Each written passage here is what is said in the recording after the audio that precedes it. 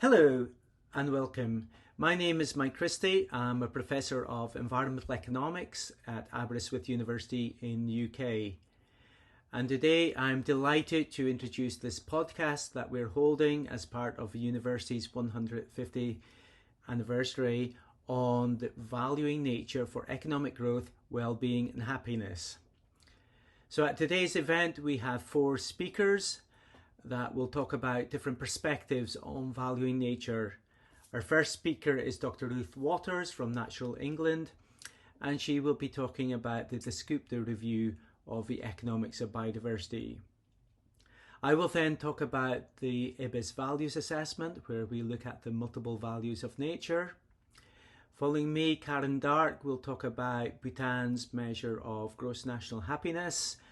And finally, we have His Eminence Rinpoche from Bhutan, who will talk about Buddhist beliefs and practices that promote living in harmony with nature. Following our 4 presentations, Professor Carwyn, also of Aberystwyth University, will lead a 30-minute panel discussion on the topics. So without further ado, I will hand over to Ruth Waters, who will provide a summary of the Dasgupta report. To understand how economics impacted on those and the relationship between them, and came up with an economic framework to help us do better decision making. And this review also calls for wide range, urgent and transformative change. So I'm just going to tell you a bit about the review and the framing of it. So the units that we used were ecosystems, the interaction between the living and non-living elements of our natural environment, and together they produce a whole range of ecosystem goods and services that contributes to human-produced and natural capital.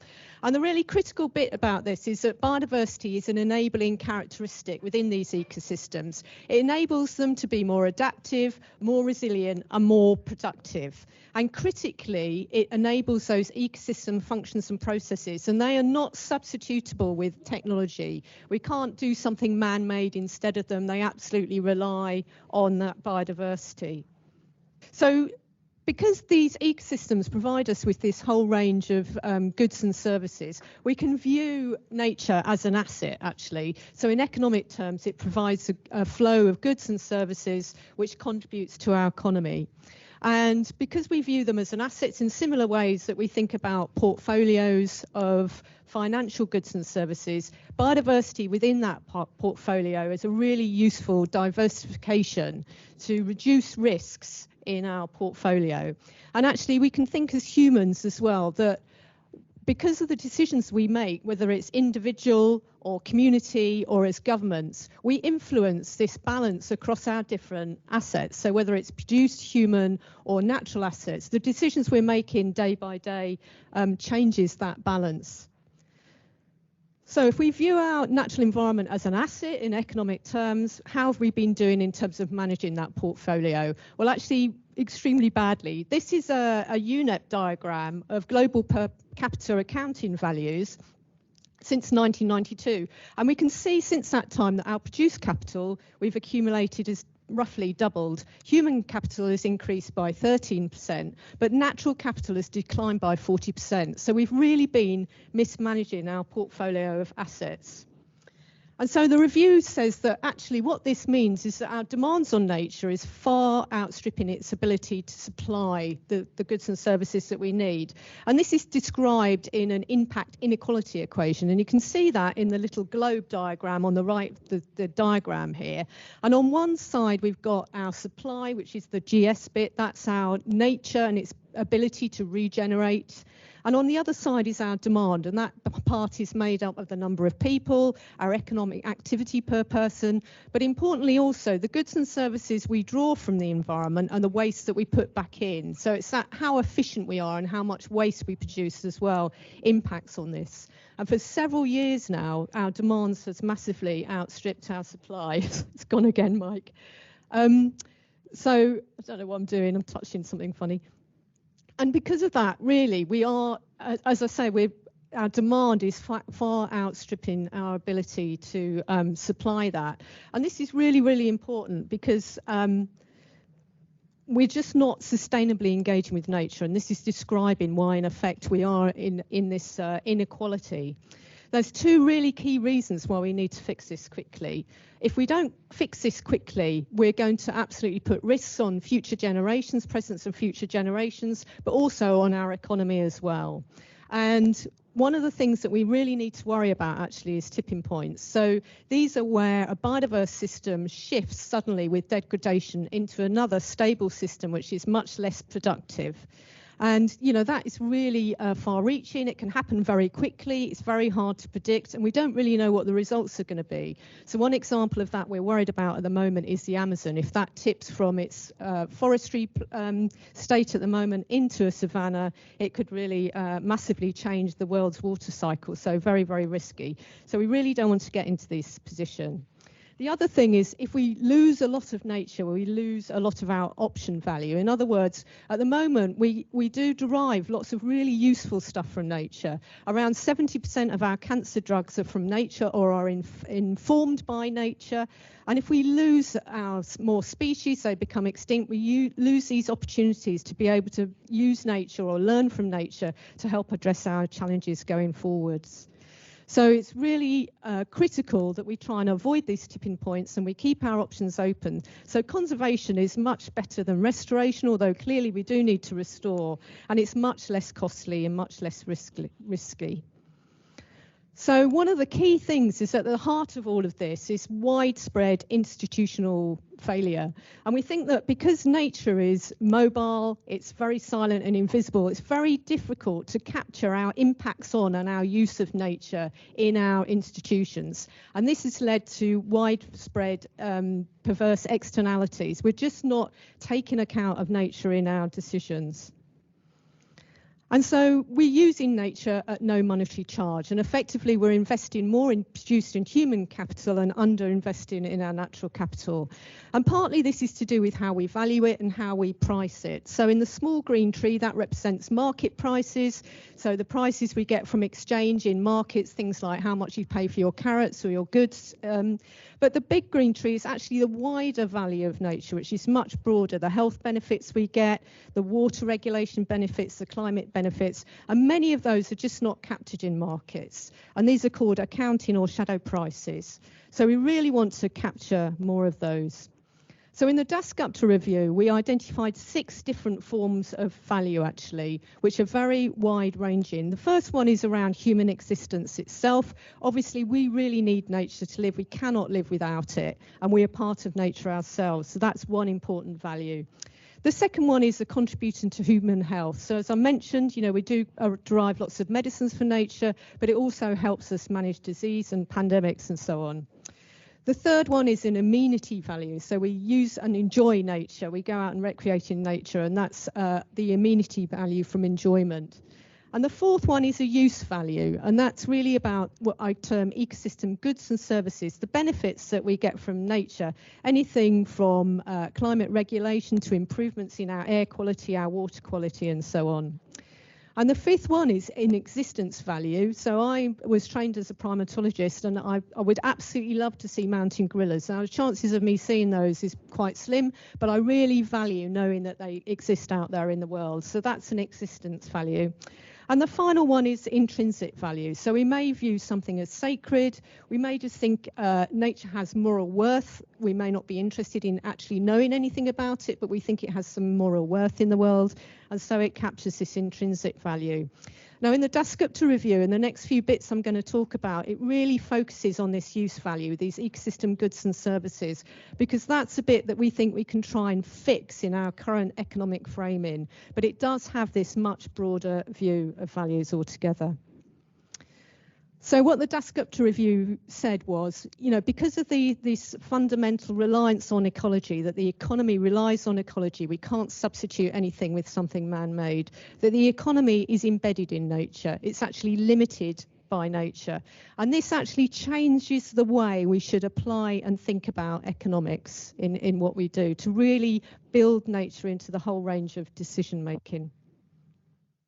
And so the review came up with 3 core areas, 3 big topic areas it wanted to change. The first one was about balancing the impact inequality. So that's that supply and demand. We want to reduce our demand and increase our supply because we've been degrading nature for such a long time. The second area is changing our measure of success, and I'll talk to you a little bit more about that in a sec. And the third one is trying to fix that institutional failure I talked about, so transforming our institutions and systems. And the review came up with these 12 big kind of broad areas of actions across those 3 schemes. It talks about conserving and restoring more natural assets and so on. And it talks about changing institutions, so things like our finance institution, which is a critical one in green finance terms. You can see lots of activity there at the moment. But on that, the one about changing our measures of success, it recommended adopting inclusive wealth as a changing measure of success, and to support that, increasing natural capital accounting. Aside from that as well, there's improvements in the way we measure our productivity. So for inclusive wealth, this is a fantastic opportunity to use accounting values, those bigger values, to inform inclusive wealth, which is the addition of produced human and natural capital. And really good natural capital accounting with that much broader set of values and ecosystem services can really help us. And inclusive wealth is good because it tells us more about societal welfare across generations, whereas GDP is very much a short-run macroeconomic analysis. So it tells us much more about how we're doing in the long term. So in summary, the Dasgupta review really said, we're massively mismanaging our precious asset of nature, and our demands are far exceeding its capacity to be able to supply us with what we're demanding. And our economic and finance decision making needs to reflect that humanity and the global economy are embedded in nature. It's not a separate thing that we can ignore. And we need to really reduce our demands on nature, increase nature's supply. And these measures of success, and including much better levels of value, needs to be improved. And inclusive wealth is a really helpful way of doing that. And finally, we need much better institutions and systems that can enable us to sustainably engage with nature and stop causing this institutional failure and pervasive externalities that have caused such a problem for us. So thank you very much. Next speaker is Professor Mike Christie. Now, Mike has been here in Aberystwyth since 1992, initially as a lecturer in IBERS before taking up his professorship in the university's business school in 2012. This year, he received the university's award for exceptional research impact in science for his work on the IPBES European and Central Asia Assessment, which has been incorporated into the decisions of the Convention on Biological Diversity. His work leading the IPBES Values Assessment, which he's going to talk about in a moment, continues to inform decisions that are still being taken by the Convention itself. So could I introduce now Professor Mike Christie. Mike.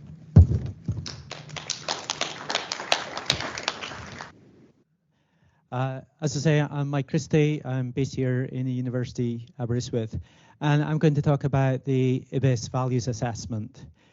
And where Ruth's presentation was taking a very economic perspective, the values assessment tends to be much more multidisciplinary and thinking about a whole range of ways in people value nature.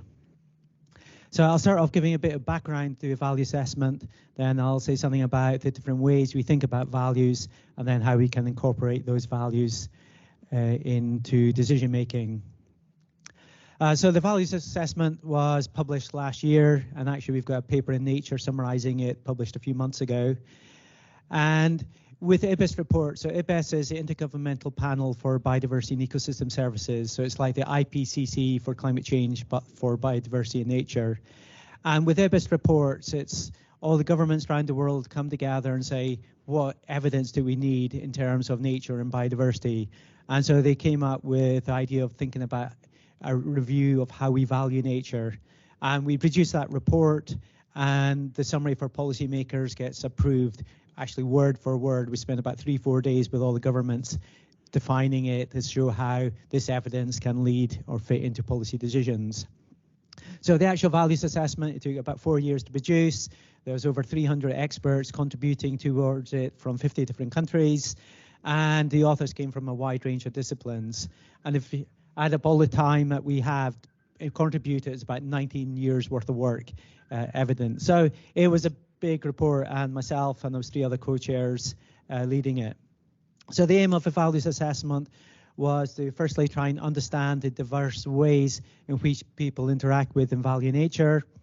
We then did a review of how we measure those values, whether it's in economic terms, physical terms, or sociocultural terms, and how we can make those values visible in decisions. And then we looked at how we can take all that diverse range of ways people value nature and embed it into decision making to hopefully get transformative change. We need to move away from the way we currently do things.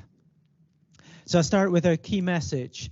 And one of the key messages or conclusions we came up with is that the cause of a biodiversity crisis that we're current, so biodiversity loss, but also this opportunities to solve biodiversity loss are linked to the ways in which nature is valued in the economic and political decisions that we make.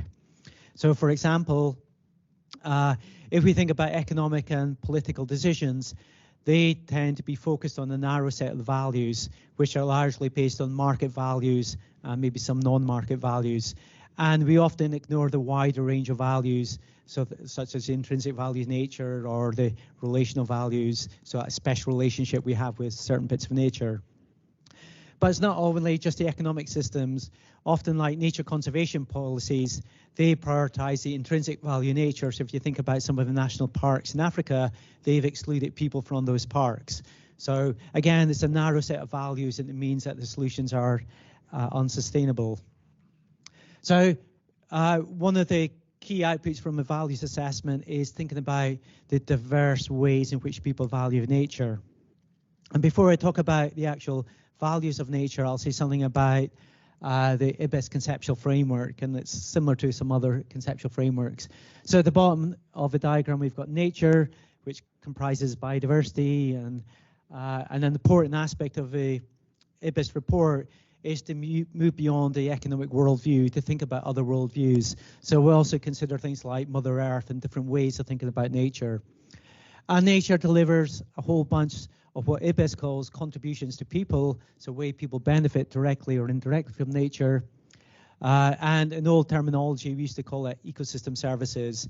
But nature's contributions also incorporate the idea of nature's gifts, etc. And those ecosystem services or nature's contributions to people benefit people, so people value it, improves their well-being, etc. And if we look more closely to those nature's contributions, we have what's called material benefits, so it's like producing food, timber, etc. We've got non-material, which is more the appreciation of the landscapes in nature, of the recreational values, and we've also got recreation regulating services, so things like keeping clean air, clean water, pollination, etc. So there's a whole ways in which we think about nature benefiting people. So that's a conceptual framework. And what the values assessment was charged with was thinking about how do we measure those values and feed those values into decisions. So we came up with this kind of complex diagram in there's multiple layers of the ways we think about nature. So at the bottom, we've got the worldviews and knowledge systems. So rather than just thinking about a market economy and a market worldview or an economic worldview, we extend it to think about how does indigenous people in local communities think about nature and interact with them. So it's been much more holistic in terms of the way we think about how different people think about and understand nature. We've got broad values, so these are deeply held values. It might be through social norms, it might be through policies, and they tend to be quite stable. And if we can convert those broad values into policies that are sustainable, then they're more likely to make a change. Then we've got specific values, and these are the values we've had for nature at any specific time or in any context. So if I go for a walk in the woodlands out here, how do I value at that moment in time? And I'll say a little bit more about those in a moment. And then we've got different indicators of values. So it might be economic indicators, it might be biophysical indicators, so a number of species within woodland, or it might be sociocultural values, so how people gain pleasure from walking outdoors, etc. We also have this idea called life frames, And what they are too is little spotlights on how people interact with nature. And we can use those life frames to uncover different aspects of value. So there's living from, so taking resources from a river, for example. Living in, so it's a nice landscape you live in. Living with is living with the crocodiles in the river. And living as part of nature. So if you're a fisherman, you feel part of that ecosystem. So there are different ways in which you can view people's interactions with nature and try and uncover that complexity of values. So there have been attempts to consider the different values of nature in the past. And one of those is, or what the values assessment typology is, try and extend it. So where I think a values assessment offers new ideas and progress to valuing nature is, firstly, we explicitly understand different worldviews and knowledge systems. So we're being much more holistic. And partly that was a driver from the countries from the global south saying, we need to see how we can embed the values of indigenous populations who may be living in the rainforest, etc. Because they live there and their rainforest is really important to them. So it's partly trying to think about embedding those worldviews into it. We recognize that deep values, so these are things like the worldview, the broad values, the deeply held values, so social norms. So picking up litter as a social norm, we want to encourage that. And it also includes environmental policy. And just recognizing that values are reflected in social norms and policy, so we want to make sure that they're sustainable. Then also we go beyond what is called the instrumental values. So instrumental values are things that goods and services traded in the market. It may also include ecosystem services. So they're the kind of benefits that we directly get from nature. But the values assessment also recognize what's called relational values. So relational values where there's a particular part of nature, might be a particular woodland, or it might be sacred trees, that are non-substitutional and are really meaningful for people. So if you were to cut down the forest that has some spiritual trees, say in parts of Africa, then you couldn't replace that tree. Where if you cut down the sickest spruce plantation, then they're replaceable. So it's thinking about those special relationships with nature. And we've got intrinsic value, so having a value for nature to exist in its own right. And Ruth talked about that to a little extent. Then a lot of what's been happening in certainly Western policy is trying to put economic values in nature or on ecosystem services. And that's trying to use it in monetary terms, but there's a realization that we can't put monetary values in everything. So the values assessment looks at different methodologies that can assess the value of nature in biophysical terms and sociocultural terms. So we can look at that as well. We need to think about how we integrate it. In terms of methods, there's a whole bunch of methods. So we review in detail about 50 different methods of valuing nature. And that's a whole other lecture, so I won't go into it. But I think the main point is there are different methodologies which you can value nature, and we are doing it. And this slide just shows a diversity of different ways and things that those methods have been used to value nature. So again, we know how to value nature, so that's not an issue. So then what I want to talk about is if we want to change policy, we need to embed those values into the decisions we make. And there's a big need for transformative change. And Ruth was talking about changing the economic system, so changing GDP to inclusive wealth measures. And what the values assessment says at the moment, there's an overemphasis on market values. So you can see that business as usual line going off to the right. And what we're currently doing is only focusing on a narrow set of values, where within the values assessment, we're saying we need to incorporate a whole much more wider range of values to a sustainable pathway. So things like earth stewardship, green economy, etc. And that will lead us to a more sustainable way. We also talk about leverage points of how we can embed values in decisions. So first of all, we have to recognize the different values. Then we have to embed those values in the decisions we make. And to a large extent, we're doing this. But the more deep leverage points, we need to change institutions. So like Ruth was saying, we need to change GDP measures. So we're trying to embed those different values in the way we operate. And then the deeper leverage point is that we need to shift societal goals and norms. So we need to change how society works, so move away from materialism, move away from a market, to think much more broadly about how we can be sustainable. And we can do that, so we also look at the policy making cycle, and there's a role for considering diverse values in nature at all aspects of that policy cycle, and we need to embed values in all those aspects to make it work.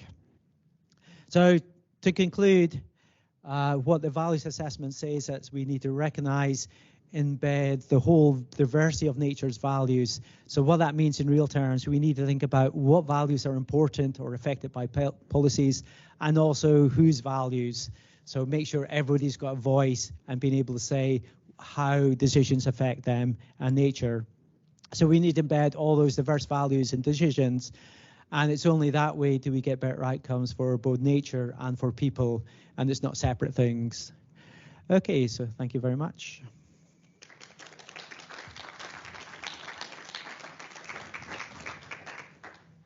Okay, thanks very much for that, Mike. Now, our third speaker is Dr. Karen Darke MBE. Karen was left paralysed in 1996 after a climbing accident. But since then, she's embarked on a wide range of physical and mental endeavours, including winning Paralympic gold medals and skiing across Antarctica. Through her life journey, Karen has developed a deep understanding of the importance of mindfulness and the importance of connecting with nature for happiness.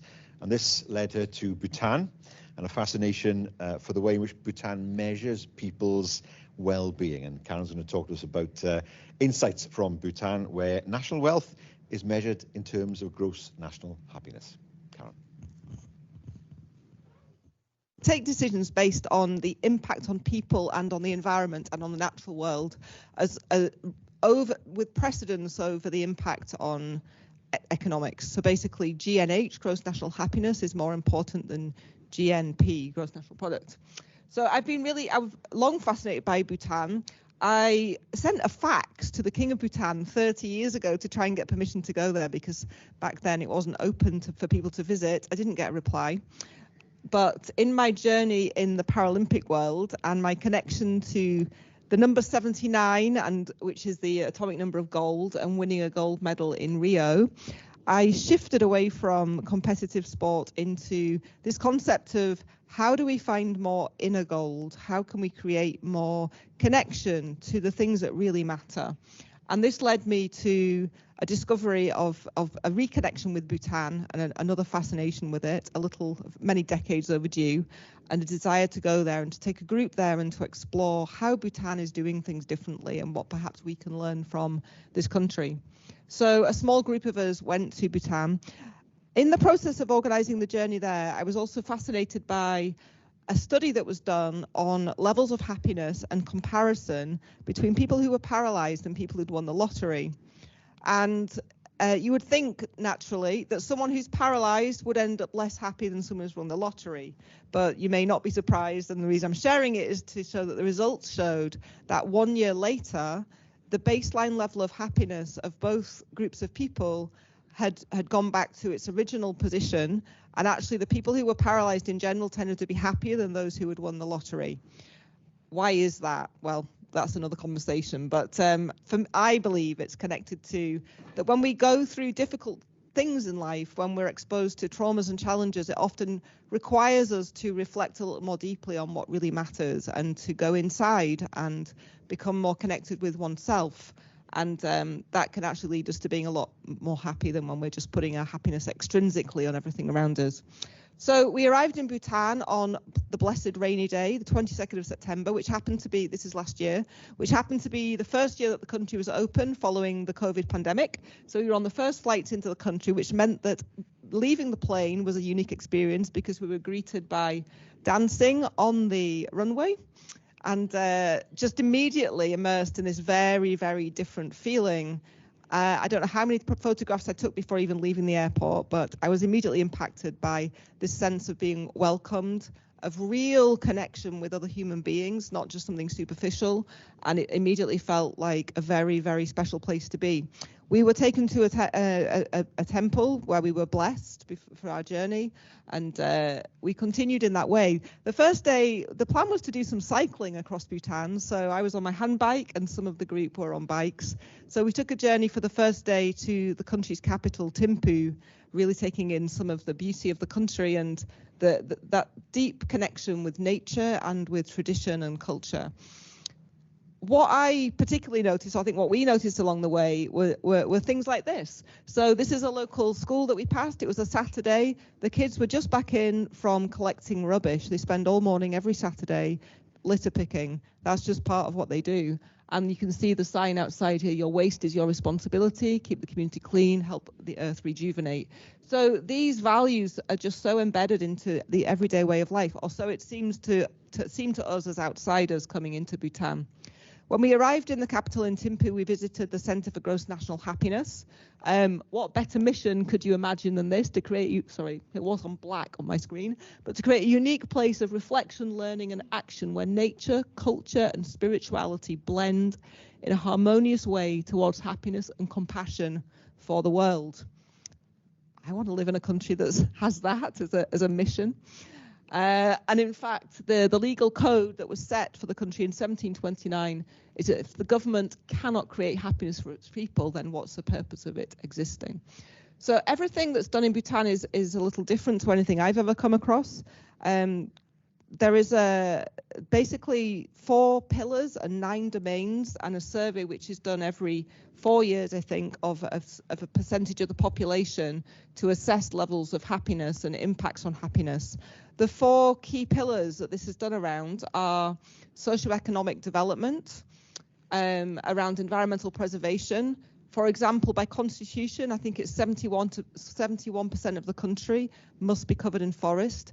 It is the only carbon negative country in the world, and this is one of the reasons for it. I think a quarter of the government's income is to make sure that healthcare is available to everybody free of charge. The third pillar is a strong sense of identity, so really maintaining culture and identity. I didn't see a Starbucks there, I didn't see a McDonald's, everything felt quite unique and local. And good governance, so transparency and grassroots decision making and so on. I won't go through each of these 9 domains, but you can read them for yourselves, but a real awareness of the importance of ecological diversity and resilience. One I found quite interesting was time use. So the survey looks at how people are using their time. What's their balance between purpose and work, sleep? So everything is about the whole system, how people's health, how the health of nature, how the socioeconomic development, living standards, well-being, all of these things. It's like, it just felt like going in and really looking truly at a whole system. This survey is done every 4 years. I think there are about, well, it says there are 148 questions that cover all of these different domains. And then there are some systems in place which mean that the government have a strategy to look at decision making, valuing the impact on happiness above the economic possibilities. So I'm not familiar with other government systems, but it seems to me quite unique, and the culture of being in the country certainly felt that way. Some examples: the tiger population in Bhutan has doubled, whereas anywhere else in the world it's in decline. Part of the reason for this is because they maintain the eco corridors through all the altitude zones. So Bhutan is a Himalayan country, so it has very high altitudes, but there are always corridors for nature to flourish and to move. So nature is valued, so much so that there are implications if you damage it. So you could be facing a life sentence if you're found to have killed a black-necked crane. Smoking is completely banned in the country. And well, you can read that for yourself, but really valuing what people are being exposed to and the decisions that are being made, and addressing health from that fundamental base level. We left Thimphu, the capital, and took another journey over the mountains, cycling. Some of the group were on a bus, but we traveled through some really beautiful places, some valleys where some of the temples are visible. This is a palace, but the whole way as we travelled across the country, what really impacted me were the care and attention that people pay to small things, and particularly to nature. And small things are what add up to the whole. So look at the recycling. It's not just a pile of recycling, it's neatly arranged. Look at the symbols and the artwork. The phallic symbols are about hope, and you can, everywhere you go, there are symbols painted with great beauty on walls and buildings. Everything is very well cared to and very well tended. It feels like, to a degree, modern life is integrated with traditional ways. So this is a local coffee shop. So yeah, we had the honor of meeting for dinner one evening with His Holiness Khedrupchen Rinpoche, who's with us today. So that was a wonderful surprise to us. We didn't know that we would get to meet him. We were traveling to his monastery to meet some of his, to meet the young monks there. And so we had the opportunity to meet him first and really learn a little bit more about the Buddhist approach to life. We travelled onwards into the Black Mountains, some of us again on bicycles, some not. Some bottoms were getting rather sore by this point. And eventually it's always wonderful to take a journey to a place connected to nature, as we did, to arrive in this wonderful place, to meet some of the monks and to learn some of the principles of Buddhism, the Four Noble Truths, that, life is suffering, that we do have the capacity to overcome that suffering. And perhaps that is, for many of us, our journey in life. I'm not a Buddhist, but I do respect the tradition of it in many ways. So it was a wonderful experience to arrive here and to learn from people who are deeply connected to nature, but also in a very spiritual way, also looking at the nature of mind and how we approach that.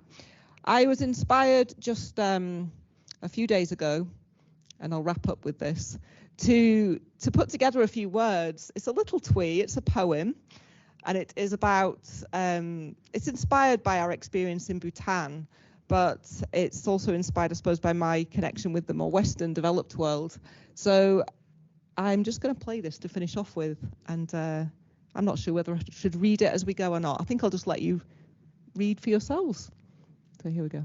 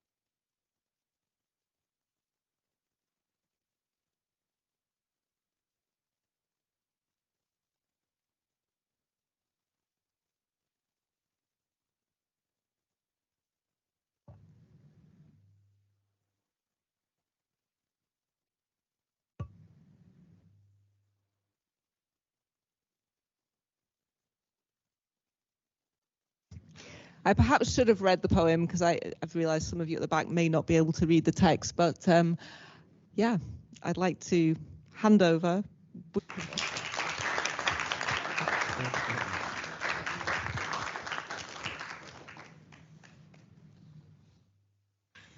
Okay, thank you so much for that, Karen. Our final speaker this afternoon, before we go on to questions, is His Eminence Khedrupchen Rinpoche. He is the head of the Sangchen Ogyen Tsuklak Monastery in Trongsa in Bhutan, and he's enthroned as the fifth successive reincarnation of Kyabgon Khedrupchen Jingme Kundro. Now, in his role, Rinpoche travels the world imparting Buddhist principles and provides insights into how Buddhism and its values can be used as a tool to overcome the challenges that daily life puts before us, and how we can achieve our ultimate goal of achieving lasting peace and happiness, whilst of course being in harmony with the world. So could I invite our speaker, Rinpoche, up to join us? Thank you. I'm very sorry to have a very complicated name, first of all.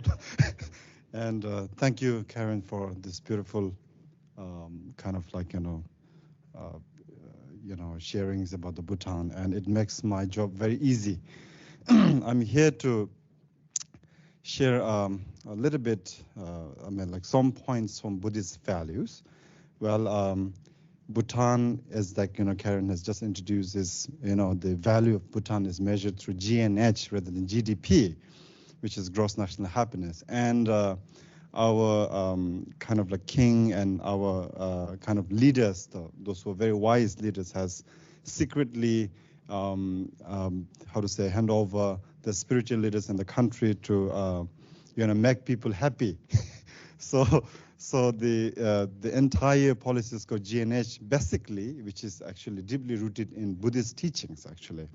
And what we believe in the Buddhist value is actually we are biggest believer about karma, which actually goes into 3 different categories: cause, condition, and effect. So, entire, especially if you really go in Bhutan, you will actually see each and every cultures and then changes in the countries, each and everything else, which is deeply rooted inside the Buddhist values. Even like people's way of thinking, the way the people speaks to each other. And one of the values in this gross national happiness is called Driglam Namja, means like, the way you kind of process yourself, or way you present yourself in front of senior people, and like who you respect and how do you respect, which is very important. So when you talk about this values called karma, you are the one to create yourself happy, and you are the one to put yourself into the suffering as well too. So it's very important to think about, to have the proper mindset in the Buddhist value. And the most important part in the Mahayana Buddhism is actually how to, care about others, and how to think for the happiness for others. And in the same way, when you be compassionate to another person, that's how you bring happiness to your own life. So let's say, if you, let's talk about this one point, which is called dependent. So it's like this, if you put the seed of the apple and expecting that to be grown and give you a fruit of orange, it will never happen, because that's the nature, isn't that? So you put the seed of apple, and then you water it, you give the fertilizers, and you wait for the fruit. Yes, you have put the seed of apple, you will get apple, isn't that? That's how you do.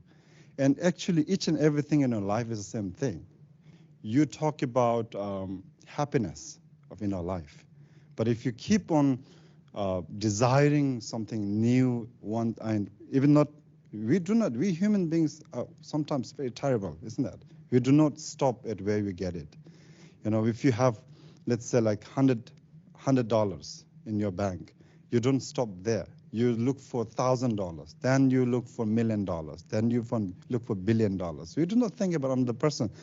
Even though if you walk through this footpath and you have seen this beggar for 100 times, you don't even take care of that things. We don't care. If you are there to accomplish your missions to make $1 million, you will just do it. You don't take care of another person. So when you are being very selfish, you don't take care of the nature. So, this is where we are coming up to the nature again. We don't hesitate to destroy the nature. This is where deforestations are happening. This is where the global warming is happening. Why? Human beings are horrible and terrible animals in the world if you really don't know how to take care of it. And human beings are the one who save the world as well too, isn't it? Those who are compassionate, those who really think about the future.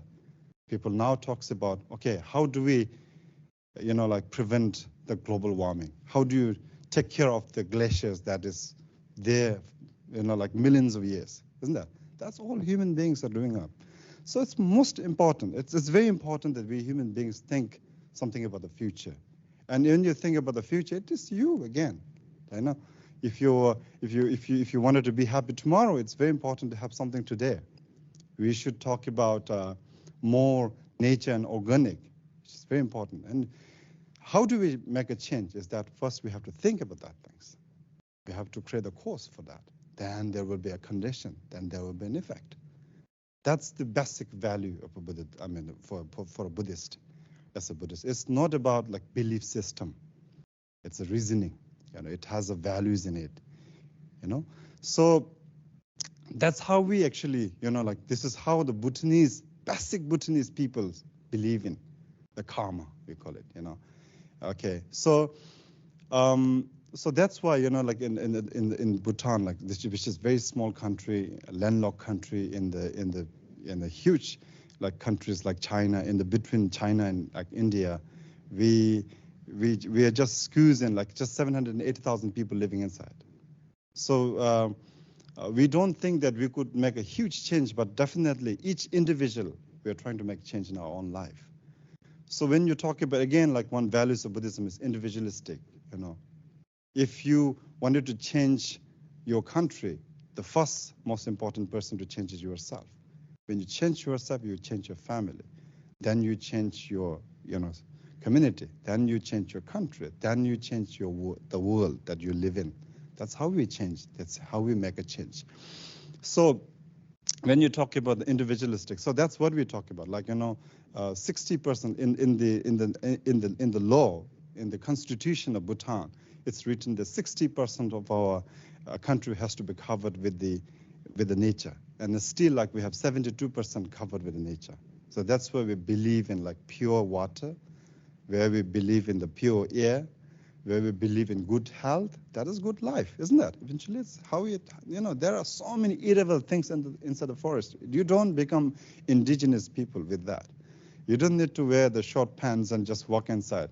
Wear the tree leaves and just walk inside. That's not what we believe in. We believe in change, of course. So if you really think that you are a modern person, if you really think that you have to make a change, if you really think yourself as a leader that can make change in the future, that's very important where you make actually change today. I have started one initiative almost, I think, a couple of years ago, which is 2016. We started a youth group. So we have almost 470 students as a member today. And the first thing that we actually did in this membership is we celebrate the birthday by planting the tree rather than cutting the cake. It's one small thing that we can make a change for these youths. So when you talk about planting the trees, that means eventually we are just contributing something to the nature. You know what? I don't find that importance in cutting the cakes. You know what, for example, in the cakes that contain so much sugar, that is created for so many different elements. Of course, it must be very important to celebrate in the very ceremonial way. But if you really think about one life, I think each birthday you celebrate and you plant one tree each in every birthday. Suppose if this one person lives 50 years, we plant 50 trees. And that 50 trees, if you take care of that as your life, then you water that, you take care of that plant, you nourish that, and when it grows up, it gives it gives back to you, isn't it? It gives you pure air, it gives you pure water, it gives you a beautiful shelter if there is rainfall. It gives a beautiful home to the birds and insects as well too. And if it is food bearing to, it's the best offering or gift that you give back to the nature. I think that's where we human beings can be very kind and generous in a very wider way, I would say, isn't it? So this kind of thing, like small things, we have to actually create a mindset. And if you make a move right now, I think from now we can actually begin to save the world, definitely, the nature, which is very important. Again, today we are coming to this platform to talk about that things. I don't have more to share than this, actually. So what most important in the Buddhist value is, first we have to think positive. When you think positive, when you think about your own happiness, then you will think about the happiness of another person. When you have to be happy, you have to depend on another person's happiness as well too. If you are surrounded by a lot of enemies, you cannot be happy at all. If you have destroyed another person's property, you cannot be happy at all. Isn't that?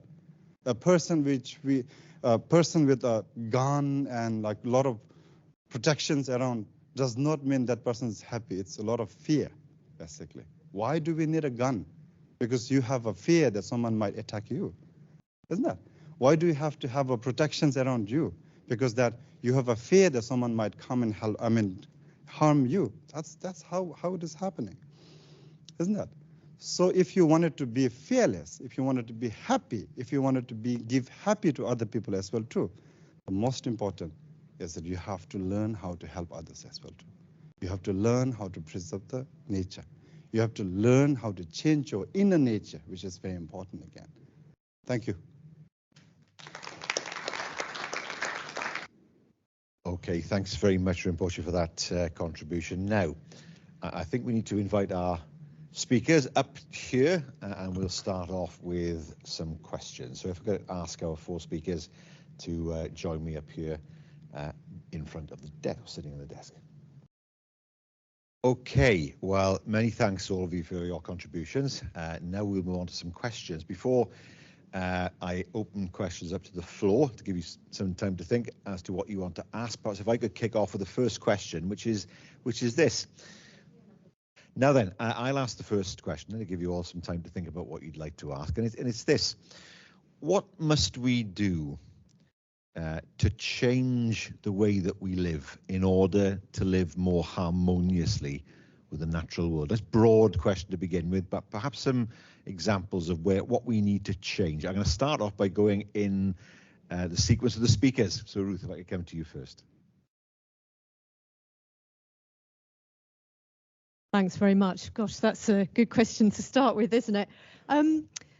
I think from my perspective, it's, that connection with nature, actually, to really recognise that, nature does contribute so much to our lives, and that actually the decisions that we're making as individuals, impact on nature. And I think that could really massively help. So it's, us taking the ownership of that relationship, actually, and, being able to then apply that in what we buy, where we go, what we do in our lives. I think that's one of the good ways of really addressing that. So I think what Ruth and I have been talking about is trying to tweak a current economic system of the kind of global north. And we're just making tiny little changes. And a lot of the indicators we're talking about of counting for the environment, counting for social economic well-being and health, that's what Bhutan's doing.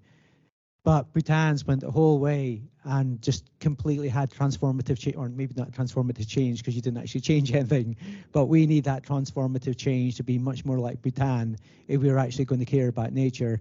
And we're just playing about in the margins of things, but we need to make that change and make everybody feel nature and well-being is something important across the whole of society. I think remembering that everything is connected, every tiny bit in the system has an impact. So if we even start with our own body, one unhappy cell can then create disease within the body. So for me, it comes back to actually our body gives us a huge amount of information. We can tune into how we're feeling. If we feel stress in our own system, how can we bring ease to that? How can we create balance in our own life? And that means that we're simply by doing that impacting the bigger system. So how can we have more harmony in our own life? How can we have more peace in our own life? How can we create more health in our own life and in those immediately around us and the places immediately around us? And if we're starting there, then that just spreads. Comes back to me again. Okay, thank you. My perspective is that I'm very sorry, by the way, my English is horrible. So again, I'm facing difficulties understanding the English accent here, because whatever that I have learned is American accent, and that is also self-taught. That's even more horrible, by the way. So it's very nature again. So my perspective about bringing the harmonious society or harmonious message to the world is, I think you need to change first. You are the first one to make a step. Then I think you could spontaneously change others as well too.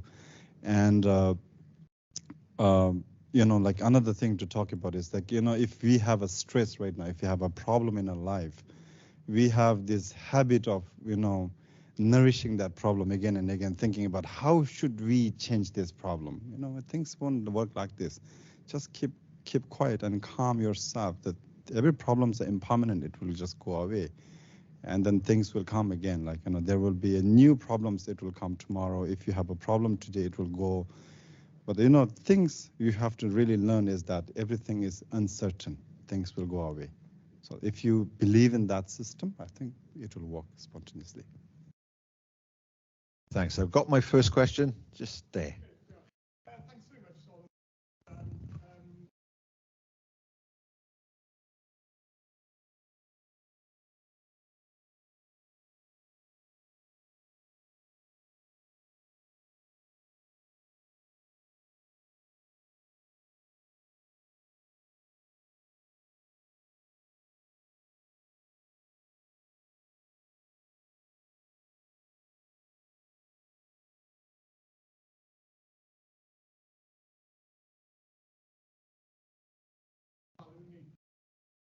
It's a big abstract.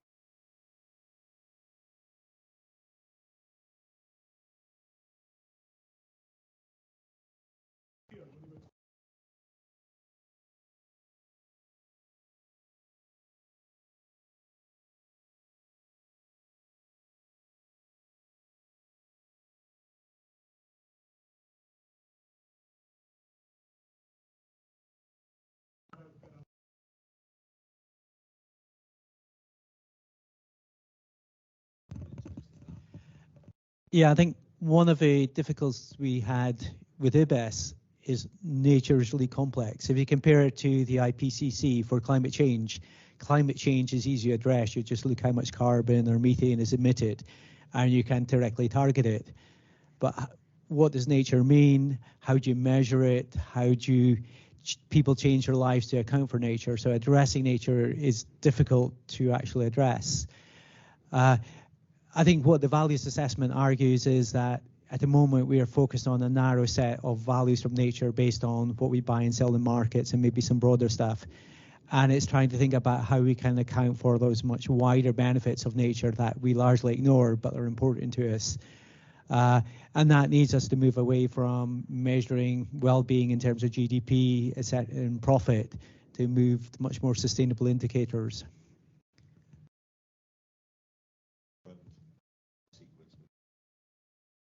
Yeah, I'm not sure if I really have an answer, but I think to me it's just about recognizing the importance of looking at the whole system. And I think sometimes in our culture we've become very focused on sections of the system rather than the whole, and nature is like one of the envelopes that surrounds everything. So if we're not looking at that, then we're missing the whole picture. It's almost like just flipping the whole way of seeing things on its head, maybe. Okay, thank you. Well, I don't know what to share, but I think I remember one thing is that seeing a message on the kind of mirror is saying that for a thirsty person, one drop of water is more valuable than 100 kilograms of gold. I think that kind of message really matters. I think in everyday life, like day-to-day life, for example, not wasting our water. This is also helping our nature somehow. Thank you. I feel, I haven't got the same kind of depth of wise words. I think, in terms of institutional change, we're seeing that happen at the moment, actually. And, it may not be capturing the breadth of values that we've all talked about today, but the financial system, there's a lot of work going on now at the moment of trying to get institutional change. So institutions are really like communities or decisions that get collectively made. There's ways of defining institutions. And the finance system is really waking up to the fact that, some of those risks from degradation of nature is impacting on the finance system and on businesses themselves. And they're coming together to try and think of ways of actually understanding, the impacts of nature degradation on themselves, but also their impact on nature too. There's something called the Task Force for Nature-Related Financial Disclosures, which is a global initiative trying to think about how they capture some of these issues. And as Mike says, it's really difficult because there's lots of different indicators and metrics, but that's one institution. And I think you know, in the UK, I suppose, you know, we've got our institutions set up, and, you know, my perspective is how can we improve the ones we've got, as well as hoping that we get this big transformational change. Let's go at it both ways. And most of these decision-making institutions just don't take account of nature at all. You know, it's just not factored in at all. So trying to bring that awareness, even that is, you know, something they need to think about is really worthwhile. And as I say, the finance sector is a really interesting one, because we are seeing that coming from the private side. Actually, the private sector is really pushing that change. Okay, thanks, Ruth. Go there next. Well, thank you for some really inspirational stuff.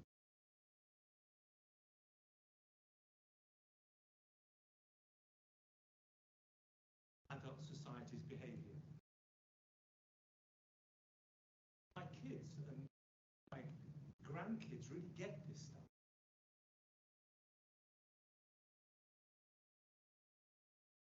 Part of that process with younger children, perhaps in schools, or because it's a generational thing, I think, will happen overnight. So, anything that could be doing to start this process with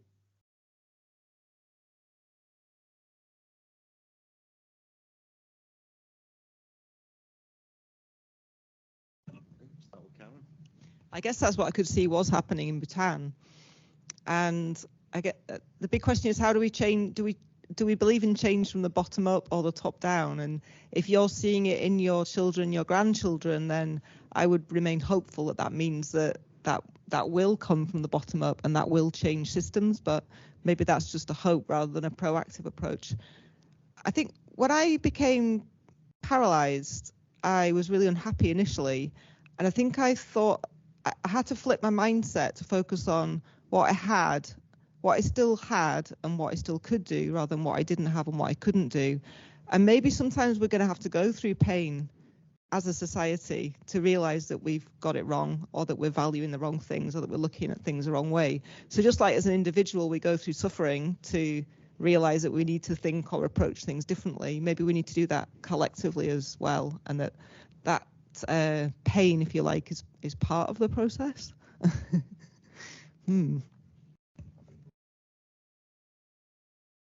I would say the same thing which I actually shared, planting the tree, for example. To share you one story about, like, 5-year-old kid that which actually I have adopted as my brother to my family. 4 years old. Like, he has been always excited. First few years, like when he came to our family, the celebrations of the birthday was different. What it has to cut the cakes and like so many balloons, and after a few days, like, and these are all gone. But then when we introduced him planting the tree, and then the next year, like when he sees his tree is growing up, there is more excitements coming inside him, and then it gives him more reasons to plant. Find reasons to, like, find different events that he can plant the trees. So that kind of small things we can also make a change. And another thing is that, which I actually have implemented in my school, is that growing your own food, especially like an organic food. Like, there is a small, like, if there is, instead of flower pot, like, you just ask them to plant vegetables in that, and they get to eat that.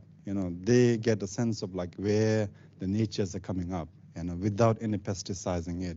When you talk, like, the value about that things, it also gives them some understandings about how nature is very important in their life. I think, this can make a difference. I don't know. Thank you. Yeah, I think my kids are in the same place as well, actually, and there are increasing opportunities actually for children of all ages to get engaged, and it's been really positive over the last few years how I've seen kind of children's committees informing various bits of policies within the UK, and there's also you know, we talked about institutions, the education as an institution, if you like, there's huge opportunities there. We've now got a biodiversity GCSE, you know, at least we've got something like that that can be taught in schools. It's not compulsory, but, you know, all of these things are helping, I think. And there's also a number of young people, young adults and teenagers who actually, you know, within the UK, fantastic voices for nature conservation. They produce books, people like Maya Rose called Bird Girl and many others who are kind of standing up, making the case for nature. So I think that is really positive. And, you know, getting more of these people kind of active in politics as well, I think would be really great too, you know, to get some of these changes throughout our systems.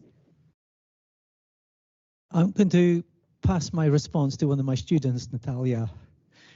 So Natalia's one of the students from the Seychelles, and she's represented the Seychelles at COP26, etc. So Natalia, do you want to say something about how you, as a young person, has got involved?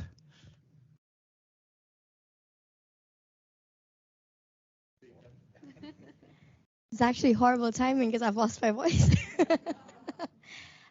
So I am from Seychelles, and if you don't know where Seychelles is, it's an archipelago off of the east coast of Africa. It's in the Indian Ocean. So I've always grown up having the sea only 5 minutes walk away from my house, and I grew up in the epicenter of the whole of the environment. To me, it was actually news to me to know that there are some places in the world that are landlocked, because for me, the sea is so close and it's part of my everyday life. So it's hard to imagine not having to grow up with nature, I guess. But also because my primary school, as is every primary school in the Seychelles, it's 2 minutes away from the sea. A lot of our physical education classes was actually conducted on the beach. So it was a lot of our, if it was, because we don't have 4 seasons in the Seychelles, we have monsoon seasons. So it would always be very, very hot. And at the end of a school day, if we had a class in the late afternoon and if we felt tired, we would actually sit under a tree, and that's where we would learn outside of the classroom. So I guess it was always very integrated. Nature was always integrated within learning growing up. It's hard to imagine not having it integrated, and you kind of take it for granted because you don't realize that some people don't have the same opportunity to learn with nature integrated as well. So I'm very interested actually to learn about how nature is being valued, and I've actually chosen to do my dissertation on valuing marine protected areas in Seychelles, all thanks to Mike and Kyriaki as well. Thank you.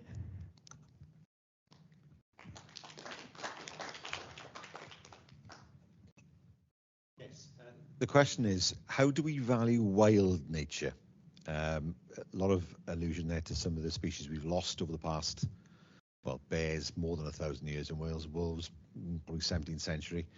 There are beavers in England, Scotland, but not in Wales yet. Hopefully at some point there will be.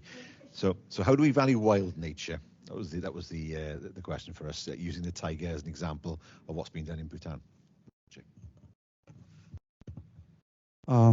I think my understanding is that, you know, when you have this wild nature, they have their own contributions to the ecosystem, you know. I give you one example is that one day I walked into one of the luxurious hotel that is built in Bhutan called Uma, you know, the Uma resorts, like, you know, they have the chains in every different countries, which is actually, I think, which is very well connected with the nature.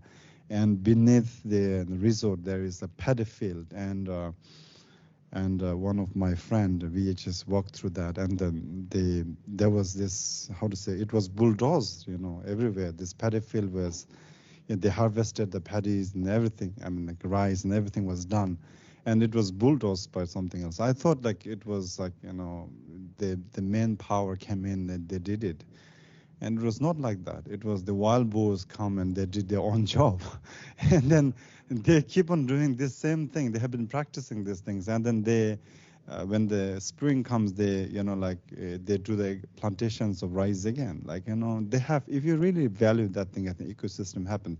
Another thing about Bhutan is like you know, like the wild animals, for example, we have this spiritual beliefs in it. For example, a tiger, my monastery is one of those actually which is believed to have this connections with the tiger spirit, for example. And then around the monastery is highest tiger densities, which Karen actually, showed the pictures. Like most of the tiger populations grown around my monasteries. And then what I believe in, I talk to our colleagues as well too, especially the villages and communities, like how important the tiger is. Of course, there are so many harmfulness to our crops and our animals, which like we look after, but the tigers comes and they for example, cows become their food. So, but that's the nature, isn't that? If they do not eat meat, then they cannot survive. So there is like good policies built, on top of that. The government compensates farmers, if their cattle have been harmed by the tigers, for example, or something like that. And another most important thing is that Buddhist people understands that having a tiger around is contributing one thing to the universe again, because Bhutan still has a belief in this mythical animals like Garuda, like was mountain lions, and this all disappeared. The only thing that is left today is elephant and tiger, for example. And this also the populations are going down. And then when you have the certain belief systems, from the spiritual point of view, spontaneously people know how important that presence of that animals are. So in that way, I think Bhutan has been quite successful enough to, for example, preserve the tiger. Thank you. And I wasn't sure when you went wild nature, whether you meant sort of things like big cats and wolves and things, or whether you just meant, anything wild within nature. Because I think one of the things that I think, some of this economic framing, can do is kind of make us really kind of focus down on the things that give us stuff, the bits of nature that gives us stuff or enables this flow of services. Whereas actually what I was really pleased as an ecologist in the Dasgupta review was because we used ecosystems as units, and we demonstrated that, the ecosystems with the right biodiversity, some ecosystems don't have loads of biodiversity, do they? Because naturally. So having your natural level of biodiversity in those ecosystems meant they worked the best and they were productive and resilient. And so they were good for us, and they also were, good for nature because you've got a complete ecosystem. And, for me, that's where we need to get to. We need to try and encourage these complete ecosystems. So in the UK, we've had this massive crash in invertebrates. Insect life has gone down massively. So that, to me, they're as important as maybe some of the big charismatic mammalian fauna, to get back into our systems. So we've got that completeness so those systems can function properly. So I've been an environmental economist for 25, 30 years and trying to value nature. And initially the way we thought about it was to value individual species and for the intrinsic value. But when you put it in a political or economic decision, it got largely ignored. And so what we've done through the economics of ecosystems and biodiversity, the TEEB report and other things, is we thought, well, what does nature contribute to people in terms of benefits? And if we try and make it explicit, so you've got a forest, it might have fruit as a provisioning service, it stores carbon, it might reduce flood risks, and it's also a recreational resource and cultural value. So we can demonstrate that a woodland has got a whole range of benefits that are important to people. That might give us more evidence to try and protect that woodland than thinking about how much timber we can extract from it. So we're thinking much more widely about the benefits of nature rather than just the individual species, because that didn't really work in terms of helping us protect it. I was just thinking that I cycled across Australia full of dangerous animals, and I was much more scared cycling across America full of dangerous people. But I suppose the big thing for me is that I've realized that I'm at my happiest when I'm out in nature. And I think the thing for me that's maybe missing, or that we can nurture more, is our connection with nature. And if we're feeling connected with the natural world, then we don't maybe fear it. It's almost like we've got so comfortable with being comfortable in material worlds that greater awe, appreciation and absorption of just being part of nature has gone. So the more we can nurture that feeling amongst us as human beings, so that we don't fear anything in nature and we feel part of it, then that would help that. Thanks, Karen. And then the final question, I'm afraid.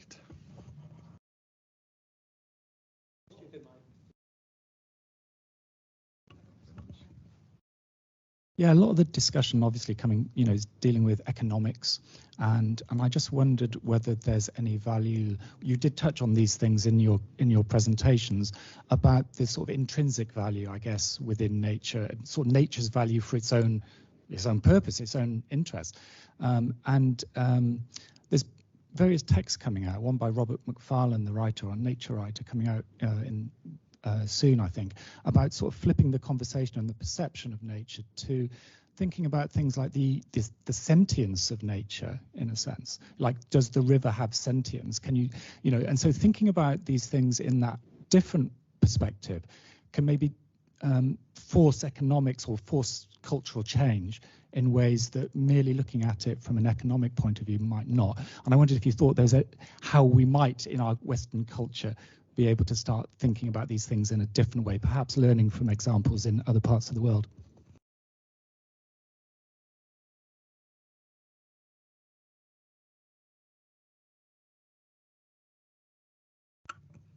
Did you want to go first, Karen? So we did actually think about that. In places like New Zealand, some of the national parks have their own personhood. They're recognised, as a brother, or the relationships are entirely different. And that idea of moral worth and whether they've got that nature's, more in a kind of person perspective was included. I think it's really worthwhile looking at that. It's miles away though from trying to get the Treasury to change. So personally for me, that there's opportunities in lots of different ways, and we should go at all of them. So the economic one, there's audiences that we might persuade with that lens, but the intrinsic value or some of those existence values, work in other ways. And so I'm really open to all of those. Even though I maybe presented more about the economic piece, we did think about that. But yeah.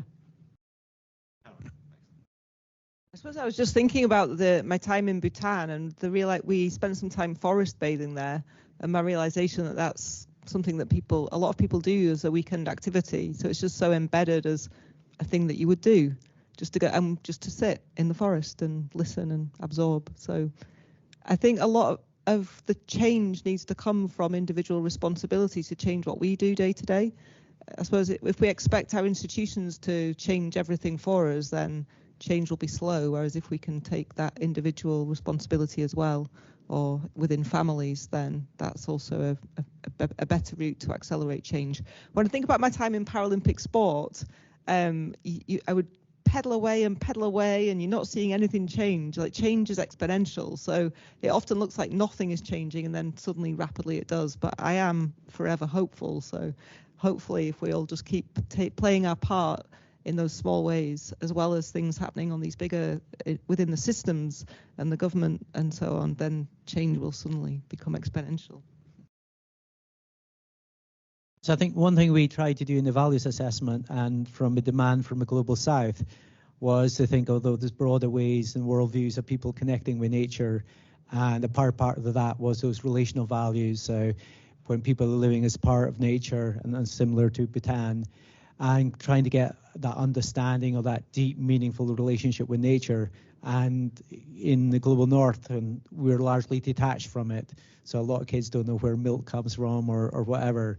So I think we need to kind of reconnect people with nature and get them to understand the beauty of it, and it's worthwhile protecting for its own self and its intrinsic values, rather than just thinking nature can provide material inputs into productive processes.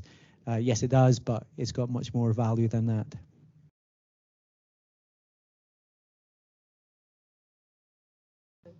Yeah. Well, in the Buddhist belief, we have a different meaning for this intrinsic nature, which we basically interpret into the Buddha nature or enlightenment of your, that intrinsic nature of yourself. And also another thing is that as a Buddhist, we believe in past lives and future life and the present life. And everyone is believed to be once connected, in this, everybody, every living beings in this universe are all connected, in some of our lifetimes. So therefore, every intrinsic nature of that living beings is actually, you're capable enough to become enlightened ones.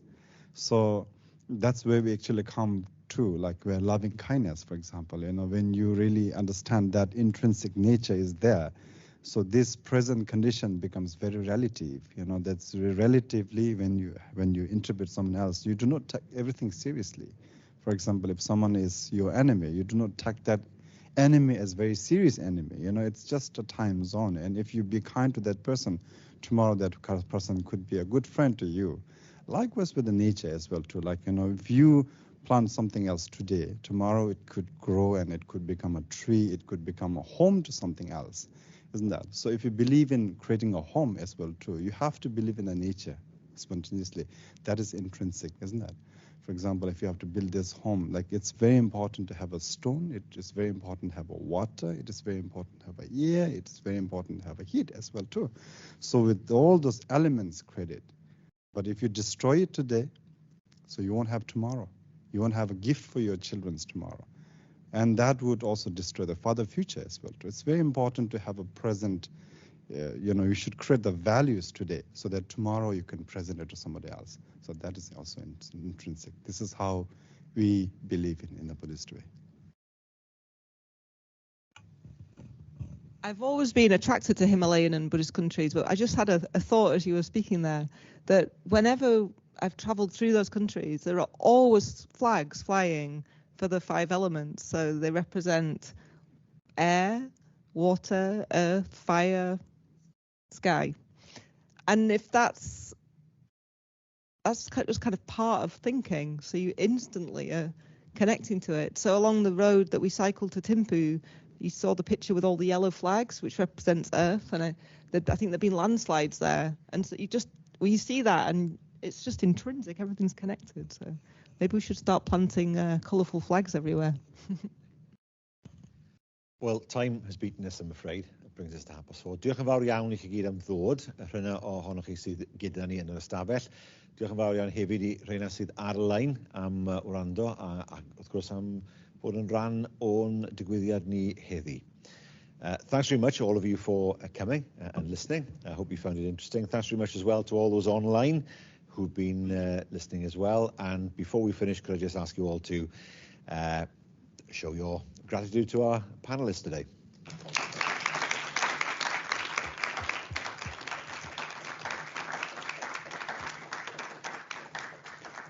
Thanks very much indeed. That brings proceedings to a close.